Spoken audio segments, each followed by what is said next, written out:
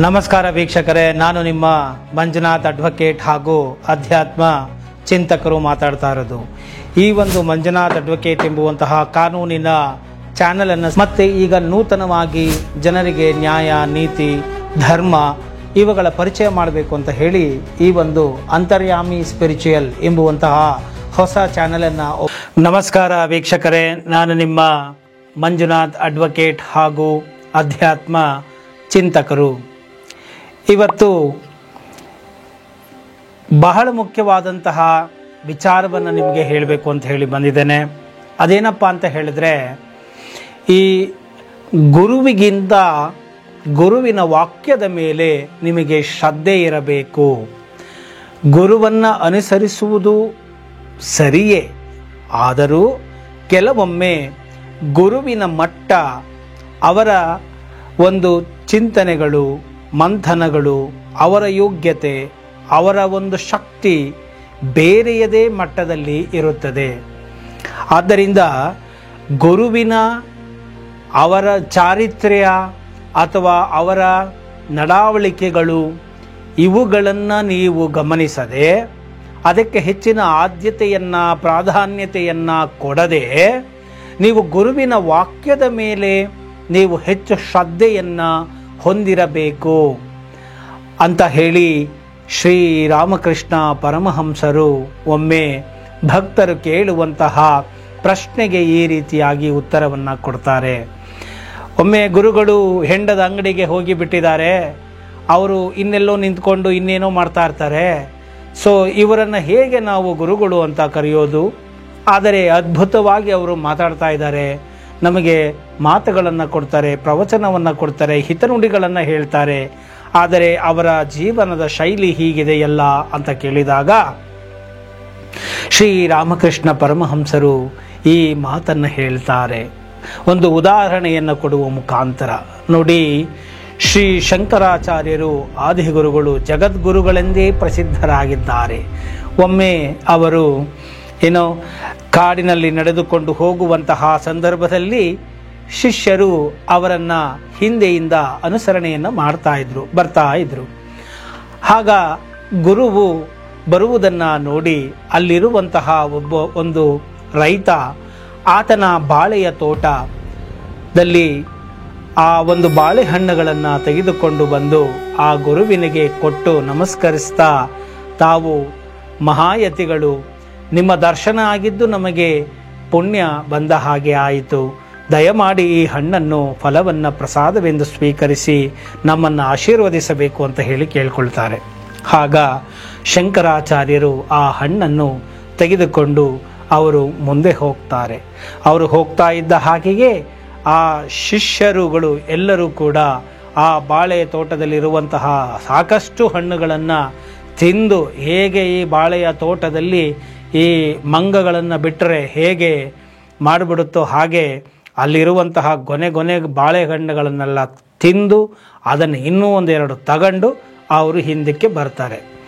ಇದನ್ನು ಇವರು ಯಾರು ಶಂಕರಾಚಾರ್ಯರು ಗಮನಿಸ್ತಾರೆ.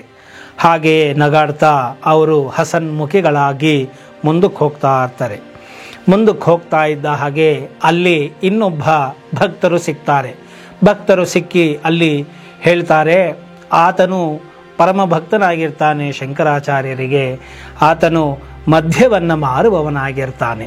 ಸೊ ಆತನು ಈ ಒಂದು ಗುರುಗಳಿಗೆ ಈ ರೀತಿಯಾಗಿ, ನಾನು ನಿಮ್ಮ ದರ್ಶನವನ್ನು ಇವತ್ತು ಪಡೆದೆ, ಪುನೀತನಾಗಿದ್ದೇನೆ, ನಾನು ಈ ಒಂದು ಮದ್ಯವನ್ನು ಅಥವಾ ನನ್ನ ಜೀವನವೇ ಇದರ ಮೇಲೆ ನಿಂತಿದೆ, ನಾನು ಇದನ್ನು ಮಾರಾಟ ಮಾಡ್ತಾ ಜೀವನವನ್ನು ಮಾಡ್ತಾ ಇದ್ದೇನೆ, ನನಗೆ ನಿಮ್ಮಂತಹ ಮಹಾನುಭಾವರಿಗೆ ಕೊಡಲು ನನ್ನ ಬಳಿ ಏನೂ ಇಲ್ಲ, ಆದರೆ ನೀವು ಏನಾದರೂ ಸ್ವೀಕರಿಸಿದರೆ ನನ್ನ ಜನ್ಮ ಸಾರ್ಥಕ ಆಗುತ್ತೆ, ನೀವು ಪ್ರಸಾದವನ್ನು ಸ್ವೀಕರಿಸಿ ನಮಗೆ ಆಶೀರ್ವದಿಸಬೇಕು ಅಂತ ಹೇಳಿ ಆತ ಕೇಳಿಕೊಂಡಾಗ, ಆ ಮದ್ಯವನ್ನೇ ಕೊಡು ಪರವಾಗಿಲ್ಲ ಅಂತ ಹೇಳಿ ಸ್ವಲ್ಪ ಮದ್ಯವನ್ನು ಸೇವಿಸಿ ಅವರು ತೀರ್ಥದ ರೂಪದಲ್ಲಿ ಸೇವಿಸಿ ಹೋಗ್ತಾರೆ ಮುಂದಕ್ಕೆ. ಅವರು ತೆಗೆದುಕೊಂಡ ತಕ್ಷಣವೇ ಅವರ ಶಿಷ್ಯವೃಂದ ಮತ್ತೆ ಆ ಒಂದು ಮಧ್ಯದ ಅಂಗಡಿಯಲ್ಲಿ ಏನೋ ದಾಂಧಲೆ ಮಾಡ್ತಾ, ಅಂದರೆ ದಾಂಧಲೆ ಅಂದರೆ ಏನು, ಅಲ್ಲಿ ಹೇಗೆ ಹಣ್ಣುಗಳನ್ನು ಚೆನ್ನಾಗಿ ತಿಂದರೋ ಹಾಗೆ ಇವರು ಕೂಡ ಬೇಕಾಬಿಟ್ಟು ಅದನ್ನೆಲ್ಲ ಸೇವನೆಯನ್ನು ಮಾಡಿದ್ರು. ಚೆನ್ನಾಗಿ ಅದನ್ನು ಸೇವನೆಯನ್ನು ಮಾಡಿ ಕುಡಿದು ಮುಂದಕ್ಕೆ ಹೋಗ್ತಾ ಇದ್ರು.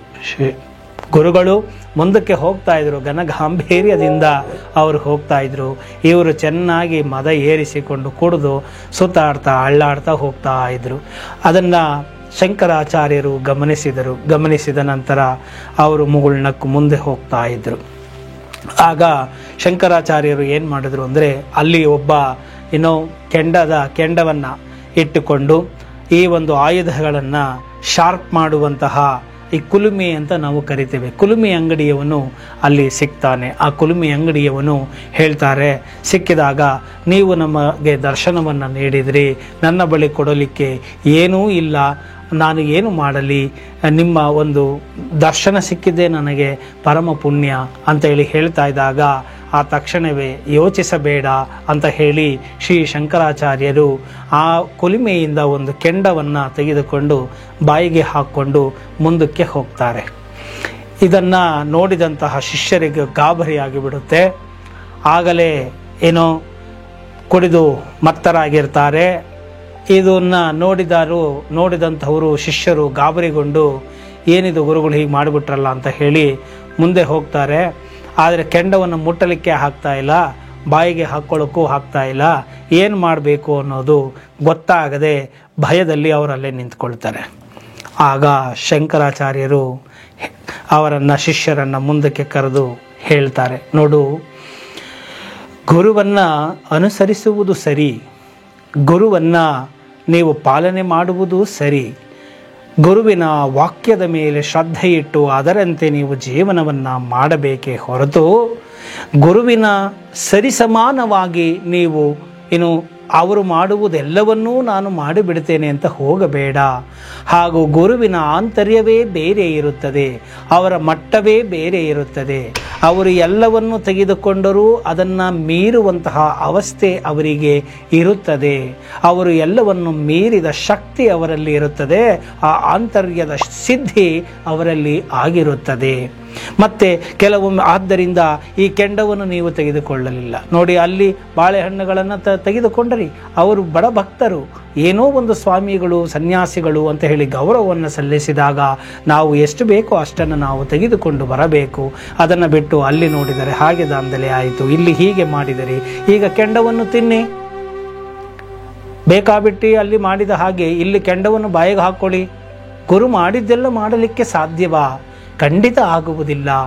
ಆದ್ದರಿಂದ ಗುರುವಿನ ಒಂದು ಚರಿತ್ರೆ, ಗುರುವಿನ ಒಂದು ನಡತೆ, ಅವರ ನಡಾವಳಿಕೆ, ಅವರು ಹೇಗೆ ಇರ್ತಾರೆ, ಹೇಗೆ ನಡ್ಕೊಳ್ತಾರೆ ಅನ್ನೋದರ ಒಂದು ರಹಸ್ಯ ನಿಮಗೆ ಗೊತ್ತಾಗುವುದಿಲ್ಲ. ಅವರ ಒಂದು ಸಾಧನೆಯ ಮಜಲು ಮಟ್ಟವೇ ಬೇರೆ ಆಗಿರುತ್ತೆ. ಆದ್ದರಿಂದ ಅವರ ಮಟ್ಟದಲ್ಲಿ ನೀವುಗಳು ಇರುವುದಿಲ್ಲ. ಅವರು ಏನೇ ಮಾಡಿದರೂ ಅದರ ಹಿಂದೆ ಇನ್ನೇನೋ ಇರುತ್ತದೆ, ಮತ್ತು ಅವರು ಅದನ್ನು ಮೀರಿರುತ್ತಾರೆ. ಉದಾಹರಣೆಗೆ, ಒಂದು ಸಣ್ಣ ಗಿಡ ಮರವಾಗಬೇಕೆಂದಿದ್ದೇ ಆದಲ್ಲಿ ಅದಕ್ಕೆ ರಕ್ಷಣೆಯ ಅವಶ್ಯಕತೆ ಇರುತ್ತದೆ, ಬೇಲಿ ಹಾಕಬೇಕಾಗುತ್ತದೆ. ಇಲ್ಲದೆ ಹೋದರೆ ದನಕರುಗಳು ಬಂದು ಅದನ್ನು ಮೇಯ್ದು ಬಿಡುತ್ತೆ. ಹಾಗೆ ಬೆಳೆಯುವ ಹಂತದಲ್ಲಿ ನೀವು ಒಂದು ನಿಷ್ಠೆ, ನಿಯಮ, ಶಿಷ್ಟಾಚಾರ, ಪದ್ಧತಿ ಇವುಗಳನ್ನೆಲ್ಲ ಇಟ್ಟುಕೊಳ್ಳಬೇಕಾಗುತ್ತೆ. ಅವುಗಳನ್ನೆಲ್ಲ ಇಟ್ಟುಕೊಂಡು ಅದನ್ನು ಪಾಲನೆ ಮಾಡುವ ಮುಖಾಂತರ ನೀವು ನಿಮ್ಮ ಪಂಚೇಂದ್ರಿಯಗಳನ್ನು ಸ್ಥಿಮಿತದಲ್ಲಿರಿಸಿ ಅದನ್ನು ಹಿಡಿತಕ್ಕೆ ತೆಗೆದುಕೊಂಡು ಕಂಟ್ರೋಲ್ ಮಾಡಿಕೊಂಡು ನಿಮ್ಮ ಕಂಟ್ರೋಲಲ್ಲಿ ಅವೆಲ್ಲವೂ ಬರುವಂತೆ ಮಾಡಿ, ನಂತರ ನೀವು ಗಿಡವು ಹೇಗೆ ಬೆಳೆದು ಮರವಾದ ಮೇಲೆ ಅದಕ್ಕೆ ಆನೆ ಕಟ್ಟಾಕಿದರೂ ಏನೂ ಆಗುವುದಿಲ್ಲವೋ ಹಾಗೆ ನೀವು ಬೆಳೆದ ಮೇಲೆ ಆಂತರ್ಯದಿಂದ ನೀವು ಬೆಳೆದ ಮೇಲೆ, ನೀವು ಉತ್ಕೃಷ್ಟವಾದಂತಹ ವಿಚಾರಗಳನ್ನು ಕೇಳಿದ ಮೇಲೆ ನಿಕೃಷ್ಟ ವಿಚಾರಗಳು ನಿಮ್ಮನ್ನು ಬಾಧಿಸಲಾರದು. ಬೆಳೆದು ದೊಡ್ಡದಾದ ಮರಕ್ಕೆ ಹೇಗೆ ಸಣ್ಣ ಪುಟ್ಟ ಹಸು ಕರುಗಳಿಂದ ಭಯವಿಲ್ಲವೋ ಹಾಗೆ ಸಣ್ಣ ಪುಟ್ಟ ವಿಚಾರಗಳು ಜ್ಞಾನಿಗೆ ಬಾಧಿಸಲಾರದು. ತಿಳಿದಂಥವರಿಗೆ, ಸಾಧುಗಳಿಗೆ, ಗುರುವಿಗೆ ಅದು ಬಾಧಿಸಲಾಗದು. ಅದು ಕೇವಲ ಒಂದು ಅವರ ತತ್ಕ್ಷಣದ ಒಂದು ಏನೋ ಒಂದು ಆಯಾಸದ ಉಪಶಮನವಾಗಿ ಅದು ಇರಬಹುದು. ಆದ್ದರಿಂದ ನೀವು ಗುರುವನ್ನು ನೀವು ಅವರ ಆಚರಣೆಗಳನ್ನು ನೀವು ಆಚರಿಸುವ ಬದಲು ಅವರನ್ನು ಅವರ ಆಚರಣೆಗಳ ಮುಖಾಂತರ ಗುರುವನ್ನು ನೀನು ಅನಲೈಸ್ ಮಾಡುವುದ ಮತ್ತು ವಿಶ್ಲೇಷಿಸುವ ಬದಲು ಗುರುವು ಸರಿ ಇದ್ದಾರೋ ಇಲ್ಲವೋ ಅಂತ ಅಳೆಯುವ ಬದಲು ನೀನು ಗುರುವಿನ ವಾಕ್ಯಗಳು ಹೇಗಿದೆ, ಗುರುವಿನ ವಾಕ್ಯಗಳು ಶಾಸ್ತ್ರಸಮ್ಮತವಾಗಿದೆಯೇ ಎಂಬುದನ್ನು ನೋಡಿ ನೀನು ಗುರುವಿನ ವಾಕ್ಯಗಳ ಮೇಲೆ ನೀನು ಅವಲಂಬಿತನಾಗಿ ಅನುಸರಿಸಬೇಕೇ ಹೊರತು ಗುರುವಿನ ಕೃಪಕಟಾಕ್ಷಕ್ಕೆ ಅವರ ಪ್ರೀತಿಗೆ ನೀನು ಪಾತ್ರನಾಗಬೇಕು. ಒಮ್ಮೆ ಶ್ರೀರಾಮಕೃಷ್ಣ ಪರಮಹಂಸರು ಏನೋ ಪಾಯಿಖಾನೆಯಲ್ಲಿ ಇರುವಂತಹ ಸಂದರ್ಭದಲ್ಲಿ, ಪಾಯಿಖಾನೆ ಅಂದರೆ ಟಾಯ್ಲೆಟ್ ಅಂತ ಕರಿತೇವೆ ನಾವು, ಇರುವಂತಹ ಸಂದರ್ಭದಲ್ಲಿ ಅವರು ಸಮಾಧಿಗ್ರಸ್ತರಾಗಿ ಬಿಡುತ್ತಾರೆ. ಯಾಕೆಂದರೆ ಪರಮಾತ್ಮನ ಒಂದು ಅಂತರಂಗದಿಂದ ಭಕ್ತಿಯನ್ನು ಮಾಡಿಕೊಂಡ ಮೇಲೆ ಆ ಉದ್ದೀಪನವಾಗಿ ಬಿಡುತ್ತೆ. ಆಗ ಸಣ್ಣ ಪುಟ್ಟ ವಿಷಯಗಳನ್ನು ನೋಡುತ್ತಾ ಇದ್ದ ಹಾಗೆ ಒಂದು ಭಾವನೆ ಬರುತ್ತಾ ಇದ್ದ ಹಾಗೆ ಆ ಉದ್ದೀಪನ ಆಗಿಬಿಡುತ್ತೆ. ಆಗ ಅವರ ಒಂದು ಗಲೀಜು ಮಾಡಿಕೊಂಡು ಬಿಡ್ತಾರೆ. ಅಂತಹ ಸಂದರ್ಭದಲ್ಲಿಯೂ ಕೂಡ ಭಕ್ತರು ಅದೇನನ್ನೂ ಗಮನಿಸದೆ ಅವರ ಒಂದು ಪಾಯಿಖಾನೆಯಿಂದ ಅವರನ್ನು ತೊಳೆದು ಶುಚಿಗೊಳಿಸಿ ಅವರನ್ನು ಕರೆದುಕೊಂಡು ಬರ್ತಾರೆ. ಅಂದರೆ ಗುರುಗಳು ಅವರ ಆಂತರ್ಯ, ಅವರ ಮಟ್ಟನೇ ಬೇರೆ ಇರುತ್ತೆ. ಅವರು ಮದ್ಯಪಾನವನ್ನು ಸ್ವೀಕಾರ ಮಾಡಿದರೂ ಅವರು ನಿತ್ಯ ಸಿದ್ಧರೇ ಆಗಿರುತ್ತಾರೆ. ಎಷ್ಟೋ ನಾವು ಅಘೋರಿಗಳನ್ನು ನೀವು ನೋಡಬಹುದಾಗಿದೆ. ಅವರು ಸದಾ ಮತ್ತರಾಗಿರುತ್ತಾರೆ.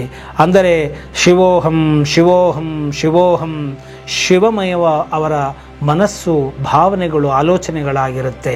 ಅವರು ಗಾಂಜಾಗಳನ್ನು ಅಫೀಮನ್ನು ಅವರು ಸೇವಿಸ್ತಾ ಇರ್ತಾರೆ ಅಘೋರಿಗಳು. ಅದು ಯಾಕೆ ಅಂತ ಹೇಳಿದರೆ ಅವರ ಮನಸ್ಸೆಲ್ಲವೂ ಏಕೀಕೃತವಾಗಿರುತ್ತೆ. ಎಲ್ಲಿಯೂ ಕೂಡ ಅವರ ಮನಸ್ಸು ಚಂಚಲವಾಗದೆ, ಡಿಸ್ಟರ್ಬ್ ಆಗದೆ ಆ ಒಂದು ಪರಮಾತ್ಮನಲ್ಲಿಯೇ, ಆ ಶಿವನಲ್ಲಿಯೇ ಅವರ ಮನಸ್ಸು ನಿಂತಿರುತ್ತೆ. ಆ ಒಂದು ಕಾರಣಕ್ಕಾಗಿಯೂ ಕೂಡ ಅವರು ಆ ಒಂದು ಗಾಂಜಾ ಸೇವನೆಯನ್ನು ಅವರು ಮಾಡ್ತಾ ಇರ್ತಾರೆ. ಆದ್ದರಿಂದ ಅವರು ಗಾಂಜಾ ಸೇವನೆಯನ್ನು ಮಾಡ್ತಾರೆ, ಅವರು ಭಂಗಿ ಹೊಡಿತಾರೆ ಅಂತ ಹೇಳಿ ಅವರನ್ನು ನೀವು ನಿಕೃಷ್ಟರು ಅಂತ ಹೇಳಲಿಕ್ಕೆ ಸಾಧ್ಯವಿಲ್ಲ. ಆ ಗುರುವಿನ ವೇಷಭೂಷಣಗಳು, ಅವರ ನಡತೆಗಳು, ಅವರ ಆಚರಣೆಗಳನ್ನು ನೋಡಿ ನೀವು ಅಳೆಯಲಿಕ್ಕೆ ಸಾಧ್ಯ ಇಲ್ಲ.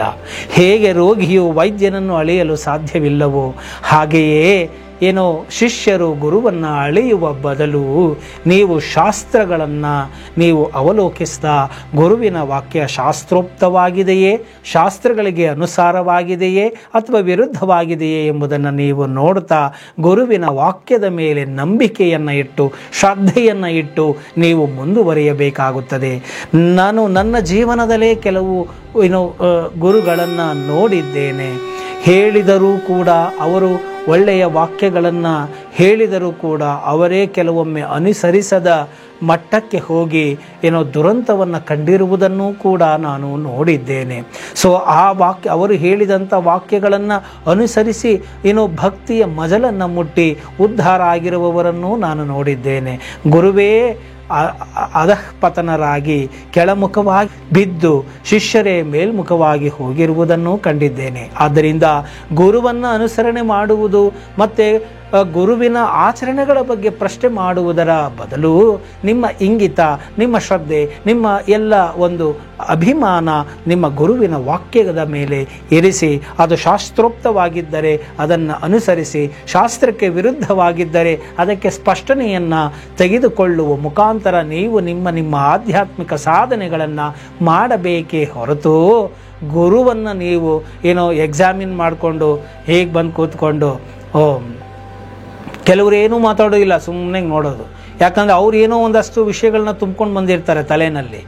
ಗುರು ಅಂದರೆ ಹೀಗಿರಬೇಕು, ಈ ಥರ ಬಟ್ಟೆ ಹಾಕಿದಾರಾ, ಹಾಕಿಲ್ಲ, ಮಣಿ ಹಾಕಿದಾರಾ, ಇಲ್ಲ, ರುದ್ರಾಕ್ಷಿ ಇದೆಯಾ, ಇಲ್ಲ, ತುಳಸಿ ಹಾರ ಇದೆಯಾ, ಮಣಿ ಇದೆಯಾ, ಇಲ್ಲ, ನಾಮ ಇದೆಯಾ, ಇಲ್ಲ, ಗಂಧ ಇದೆಯಾ, ಇಲ್ಲ, ಶಿಕೆ ಇದೆಯಾ, ಇಲ್ಲ.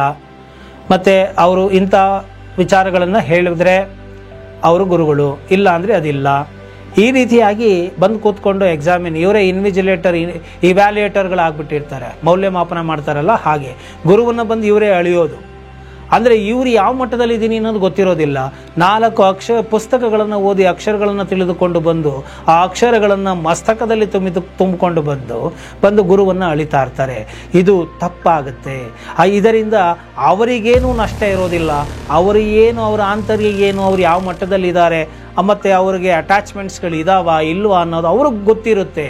ಅವ್ರು ಯಾವುದರ ಮೇಲೂ ಅಟ್ಯಾಚ್ಮೆಂಟ್ ಇಲ್ಲದೆ ಡಿಟ್ಯಾಚ್ಡ್ ಆಗಿ ಅವರು ಇರ್ತಾರೆ. ಯಾವುದಕ್ಕೂ ಕೂಡ ಆಸೆ ಪಡದಂತಹ, ಮತ್ತು ಬಂದರೆ ಬಾಪ, ಓದ್ಯ ಹೋಗಪ್ಪ ಅಷ್ಟೇ, ಯಾವುದಕ್ಕೂ ಅವರು ತಲೆ ಕೆಡಿಸಿಕೊಳ್ಳೋದಿಲ್ಲ. ಸೊ ಬಂದಂಥವರು, ಶಿಷ್ಯರಾದವರು ಗುರುವಿನ ವಾಕ್ಯದ ಮೇಲೆ ನಂಬಿಕೆಯನ್ನು ಇಟ್ಟು, ಶ್ರದ್ಧೆಯನ್ನಿಟ್ಟು ಸಾಧನೆಗಳನ್ನು ಮಾಡ್ತಾ ಹೋಗಬೇಕು. ಶಾಸ್ತ್ರಗಳನ್ನು ಅಧ್ಯಯನವನ್ನು ಮಾಡಬೇಕು.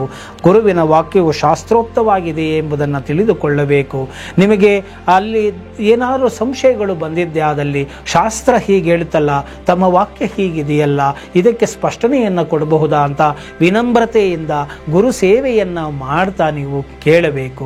ಅದನ್ನು ಬಿಟ್ಟು ನೀವು ಗುರು ಸೇವೆಯನ್ನೂ ಮಾಡದೆ, ಏನನ್ನೂ ಮಾಡದೆ, ಶರಣಾಗತಿಯನ್ನೂ ಮಾಡದೆ, ಏನನ್ನೂ ಅವರನ್ನು ನೋಡಿಕೊಳ್ಳದೆ ಸುಖ ಸುಮ್ಮನೆ ಹೋಗಿ ನೀವು ಹಿಂಗೆ ಕೂತ್ಕೊಂಡು ಅವ್ರನ್ನ ಅನಲೈಸ್ ಮಾಡಿ ಇದು ಹಿಂಗೆ ಹೇಳುತ್ತಲ್ಲ, ಹಂಗೆ ಹೇಳುತ್ತಲ್ಲ ಅಂತಂದರೆ, ಆಯ್ತಪ್ಪ ನಿನ್ನಿಂದ ನಾನೇ ಇವತ್ತು ತಿಳ್ಕೊಂಡಿದ್ದೀನಿ, ನೀನೇ ನನಗೆ ಗುರು, ಕೈ ಮುಗಿದು ಕಳಿಸ್ಬಿಡ್ತಾರೆ ನಿಮ್ಮನ್ನ ಅಷ್ಟೇ.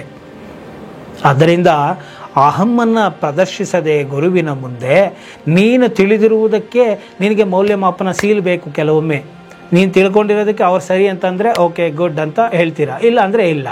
ಸೊ ಅವರು ಏನೇ ಉತ್ತರವನ್ನು ಕೊಟ್ಟರು ಗುರುಗಳಾದವರು, ನೀವು ಸ್ವಲ್ಪ ಸಮಯ ಸಾಧನೆಯನ್ನು ಮಾಡಬೇಕು. ಆ ವಾಕ್ಯವನ್ನು ನೀವು ಸ್ವೀಕಾರ ಮಾಡಿ, ಓಪನ್ ಮೈಂಡಿಂದ ಅದನ್ನು ಸ್ವೀಕಾರ ಮಾಡಿ, ಸ್ವಲ್ಪ ವರ್ಷಗಳು ಅದರಲ್ಲಿ ನೀವು ಅನ್ವೇಷಣೆಯನ್ನು ಮಾಡಬೇಕು, ರಿಸರ್ಚ್ ಮಾಡಬೇಕು. ಸಾಧನೆಯನ್ನು ಮಾಡ್ತಾ ಹೋದಾಗ ನಿಮಗೆ ಆ ವಾಕ್ಯದ ಫಲ ಮತ್ತು ಆ ವಾಕ್ಯದ ಅರ್ಥ ಆಗುತ್ತೆ. ಕೇಳಿದ ಕೂಡಲೇ ಎಲ್ಲವೂ ಅರ್ಥ ಆಗಬೇಕು ಅಂತೇನಿಲ್ಲ. ಕೆಲವು ಅರ್ಥ ಆದಂತೆ ಇರುತ್ತೆ, ಆದರೆ ಕೆಲವು ಅನುಭವಗಳು ಆದ ಮೇಲೆ ಅದು ಸರಿಯಾಗಿ ಅರ್ಥ ಆಗುತ್ತೆ. ಆದ್ದರಿಂದ ಗುರುವನ್ನು ನೀವು ಕೇವಲ ವಿಶ್ಲೇಷಣೆಯಿಂದ ನೋಡುವುದಲ್ಲ, ನೋಡಬಾರದು ಅನ್ನೋದು ನನ್ನ ಮಾತಲ್ಲ.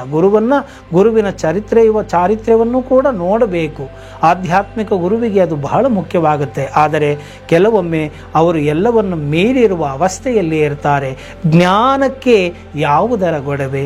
ಜ್ಞಾನಿಯು ಈ ಯಾವ ಚಟಗಳಿಗೂ, ಯಾವ ಹವ್ಯಾಸಗಳಿಗೂ, ಯಾವ ಆಚರಣೆಗಳಿಗೂ, ಈ ದೇಹದ ಕ್ರಿಯೆಗಳಿಗೂ ಕಾರ್ಯಗಳಿಗೂ ಸಂಬಂಧವೇ ಇಲ್ಲ. ಜ್ಞಾನಿಯೇ ಬೇರೆ ಆಗಿರ್ತಾನೆ.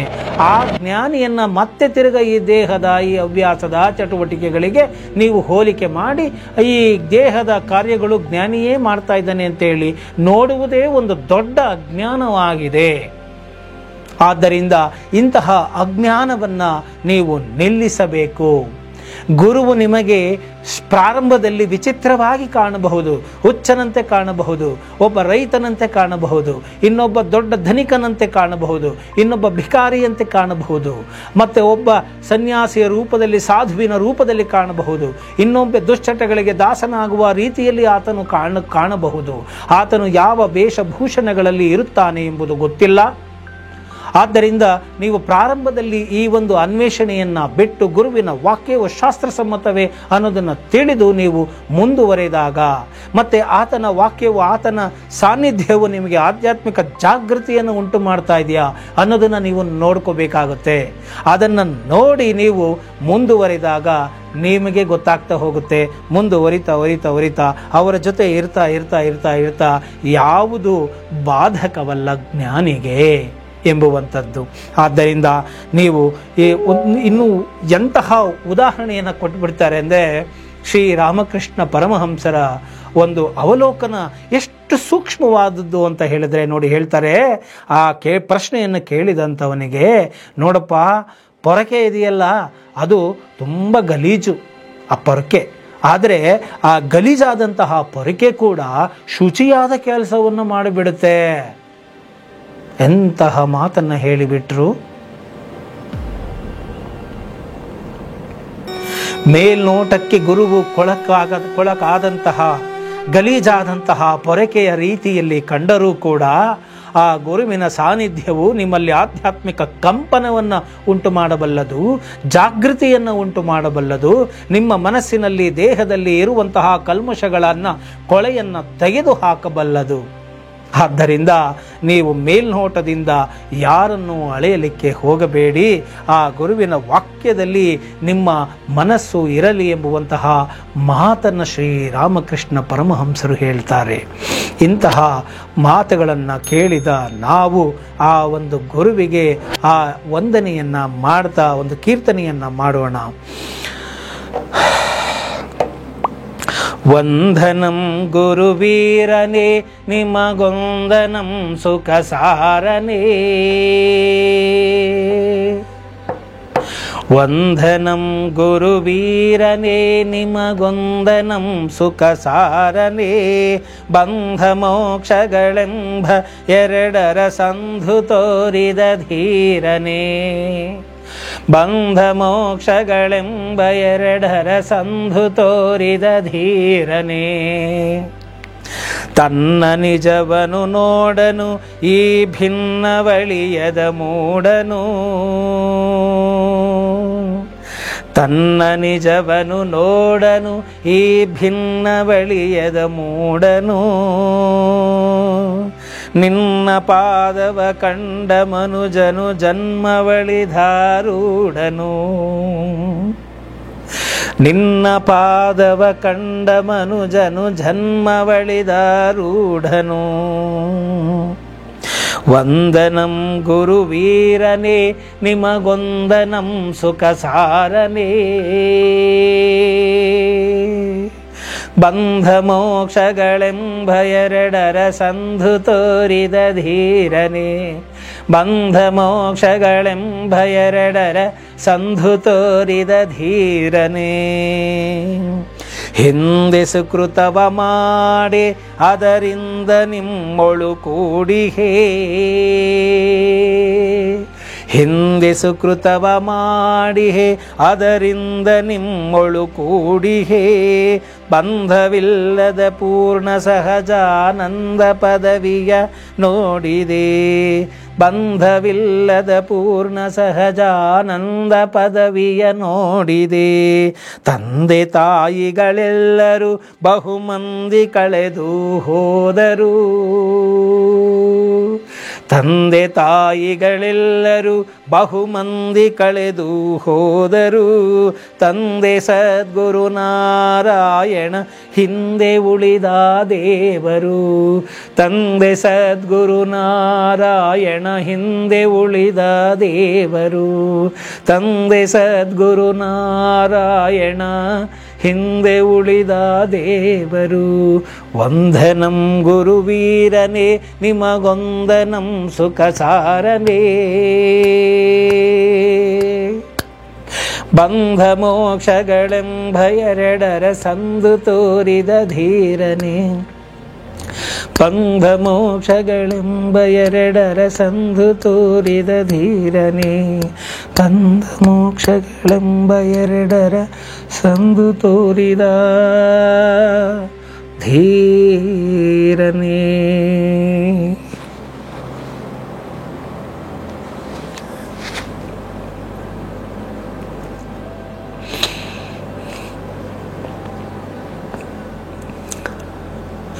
ನಿಜವಾದಂತಹ ಆಧ್ಯಾತ್ಮಿಕ ಗುರುವು ಯಾವ ರೂಪದಲ್ಲಿ ನಮ್ಮ ಕಣ್ಣು ಮುಂದೆ ಬರ್ತಾನೆ ಗೊತ್ತಿಲ್ಲ. ನನ್ನ ಜನ್ಮದ ಸುಕೃತ ಫಲ ಹೇಗಿದೆಯೋ ಗೊತ್ತಿಲ್ಲ. ನನ್ನ ಪೂರ್ವ ಜನ್ಮದ ಸುಕೃತದ ಆಧಾರದ ಮೇಲೆ ಗುರುವು ನಮ್ಮ ಬಳಿ ಬರ್ತಾನೆ, ನಮಗೆ ಕಾಣಿಸಿಕೊಳ್ತಾನೆ, ಅಥವಾ ಆ ಗುರುವಿನ ಬಳಿ ನಾವೇ ಹೋಗುವಂತಾಗುತ್ತದೆ. ಆತನ ಹಾವಭಾವ ಚರ್ಯಗಳ ಗೊಡವೆ ನಮಗೆ ಏತಕ್ಕೆ? ಆತನು ನಮಗೇನು ಮಾಡ್ತಾನೆ ಅಂದರೆ ಬಂಧ ಮತ್ತು ಮೋಕ್ಷ ಅಂದರೆ ಏನು ಎಂಬುವಂತಹ ಸೂಕ್ಷ್ಮತೆಯನ್ನು, ಆ ಗ್ಯಾಪನ್ನು ನಮಗೆ ತೋರಿಸಿಕೊಟ್ಟು ಬಿಡ್ತಾನೆ ಗುರುವಾದವನು. ಆತನು ಧೀರನಾಗಿದ್ದಾನೆ. ಧೀರ ಅಂದರೆ ಯಾರು? ಸಿಕ್ಸ್ ಪ್ಯಾಕ್ ಬರ್ಸ್ಕೊಂಡು ಮಸಲ್ ಬರ್ಸ್ಕೊಂಡಿರೋರಲ್ಲ. ಇಡೀ ಜಗತ್ತಿನ ಆಕರ್ಷಣೆಗಳನ್ನು ಗೆದ್ದಂಥವನು ಧೀರನಾಗ್ತಾನೆ. ಇಡೀ ಈ ಲೌಕಿಕ ಜಗತ್ತಿನ ಸೌಂದರ್ಯಗಳೆಲ್ಲವೂ ತೃಣಕ್ಕೆ ಸಮಾನವೆಂದು ತ್ಯಜಿಸಿ, ಹುಲ್ಲು ಕಡ್ಡಿಯಂತೆ ತ್ಯಜಿಸಿ ಪರಮಾತ್ಮನನ್ನು ಯಾರು ಅಪ್ಪಿಕೊಳ್ಳುತ್ತಾರೋ ಆತನು ನಿಜವಾದ ಧೀರ ಅಂತ ಹೇಳಿ ನಮ್ಮ ವೇದಗಳು, ವೇದಾಂತಗಳು ಹೇಳ್ತಾ ಹೋಗುತ್ತೆ. ಆದ್ದರಿಂದ ಆತನು ನಿಜವಾದ ಧೀರನಾಗಿದ್ದಾನೆ. ಮತ್ತು ತನ್ನ ನಿಜವನ್ನು ನೋಡನು ಈ ಭಿನ್ನವಳಿಯದ ಮೂಡನು. ನನ್ನ ನಿಜ ಏನು, ನನ್ನ ತನ ಏನು ಅನ್ನೋದನ್ನು ಈ ಭಿನ್ನವಳಿಯದ ಅಂದರೆ ತನ್ನ ತನವನ್ನು ತಿಳಿದುಕೊಳ್ಳದ ಈ ಮೂಢ ಇರ್ತಾನೆ. ನಿನ್ನ ಪಾದವ ಕಂಡ ಮನುಜನು ಜನ್ಮವಳಿದ ರೂಢನು. ಆ ಗುರುವಿನ ಪಾದ ಸ್ಪರ್ಶ, ಆ ಪಾದ ದರ್ಶನವ ಮಾತ್ರದಿಂದಲೇ ನಮ್ಮ ಜನ್ಮಗಳು, ಕರ್ಮಗಳು ಕಳೆದು ಹೋಗಿಬಿಡುತ್ತೆ. ನಿನ್ನ ಪಾದವ ಕಂಡ ಮನುಜನು ಜನ್ಮವಳಿದಾರೂಢನು. ಆ ಗುರುವಿನ ಪಾದಕ್ಕೆ ಅಂತಹ ಬೆಲೆ ಇರುತ್ತೆ. ಅವರ ಎಲ್ಲ ಬಲಗಳು, ತಪಸ್ಸಿನ ಫಲಗಳೆಲ್ಲವೂ ಅವರ ಪಾದದಲ್ಲಿ ಇರುತ್ತೆ. ಎಷ್ಟೋ ಜನ್ಮಗಳ ಸುಕೃತ ಫಲ ಒಬ್ಬ ಒಳ್ಳೆಯ ಗುರು ಸಿಗುವುದು. ಬಂಧವಿಲ್ಲದ ಪೂರ್ಣ ಸಹಜಾನಂದ ಪದವಿಯ ನೋಡಿದೆ. ನಿನ್ನ ಕೃಪೆಯಿಂದ ಬಂಧವೇ ಇಲ್ಲದೆ ಇನ್ನು ದುಃಖವೇ ಇಲ್ಲದಂತಹ ಪೂರ್ಣ ಸಹಜಾನಂದವನ್ನು ನಾನು ನೋಡುವಂತಾಯಿತು. ಹಿಂದೆ ತಂದೆ ತಾಯಿಗಳು ಈ ಜನ್ಮಕ್ಕೆ ಎಷ್ಟೋ ಮಂದಿ ಬಂದು ಹೋಗಿಬಿಟ್ರು.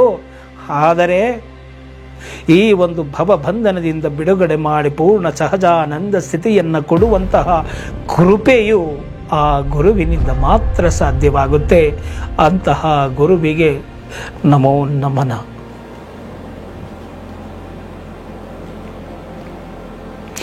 ಅಂತಹ ಸದ್ಗುರುವಿನ ಕೃಪೆಯು ನಿಮ್ಮ ಮೇಲೂ ಆಗಲಿ, ನಿಮ್ಮ ಕುಟುಂಬದ ಮೇಲೆ ಆಗಲಿ. ನಿಮಗೂ ಕೂಡ ಅಂತಹ ಸಹಜಾನಂದ ಸ್ಥಿತಿಯು ಬರಲಿ. ನೀವೆಲ್ಲರಿಗೂ ಕೂಡ ಆಧ್ಯಾತ್ಮಿಕ ಜಾಗೃತಿಯಾಗಲಿ ಅಂತ ಹೇಳ್ತಾ ನಾನು ಈ ಒಂದು ವಿಡಿಯೋವನ್ನು ಇಲ್ಲಿಗೆ ಮುಗಿಸ್ತಾ ಇದ್ದೇನೆ. ಇಷ್ಟ ಆಗಿದೆ ಆದಲ್ಲಿ ಮರೆಯದ ಹಾಗೆ ಲೈಕ್ ಮಾಡಿ, ಶೇರ್ ಮಾಡಿ, ಮರೆಯದ ಹಾಗೆ ಕಾಮೆಂಟ್ ಮಾಡಿ. ಇತರರಿಗೂ ಕೂಡ ಈ ಒಂದು ಪೂರ್ಣ ಸಹಜಾನಂದದ ಜ್ಞಾನವನ್ನು ಕೊಡುವಂತೆ ನಿಮ್ಮ ಕೈಲಾದ ಪ್ರಯತ್ನವನ್ನು ಮಾಡಿ ಈ ಚಾನಲನ್ನು ಬೆಳೆಸಿ, ಸಹಕರಿಸಿ. ಜೈ ಹಿಂದ್, ಜೈ ಕರ್ನಾಟಕ ಮಾತೆ.